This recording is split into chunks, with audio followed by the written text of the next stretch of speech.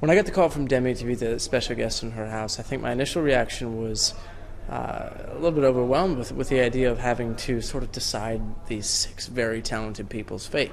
But I knew that Demi needed a friend, someone she was comfortable with, and we've had a long relationship and working relationship together, so I was thrilled she gave me a call. Oh, man, there's so many things that have happened over time with Demi and I. I think that we have a really strong bond, a good relationship over time, and have seen a lot of life together at this point. But one thing that I specifically remember about Demi is that when we'd be on stage together, we could look at each other from across the stage and kind of know exactly what the other person was thinking.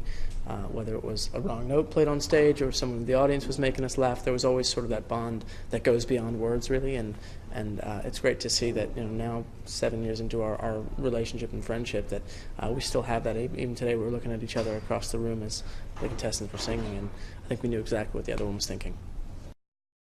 I think the reason that Demi's such a great judge for the X Factor is that she brings in a whole new audience for the show, and I think probably hits the core of the audience of the show, and has a lot of life lived in her 20 years of life, and has seen a lot, and brings some real heart and depth to this panel, and it's great to see that she's being honest and upfront about her views and opinions on things, because that is so important, especially for a young person like her to be there with LA and Simon and Brittany to really be able to give her own opinion and have it really be meaningful. Part of the challenge with the role that I've taken on in this part of the show and helping Demi is that I have to play devil's advocate and say, yeah, well, they're all very talented. We know that going into it, but who's going to be the biggest star? Who's going to have the most potential to grow?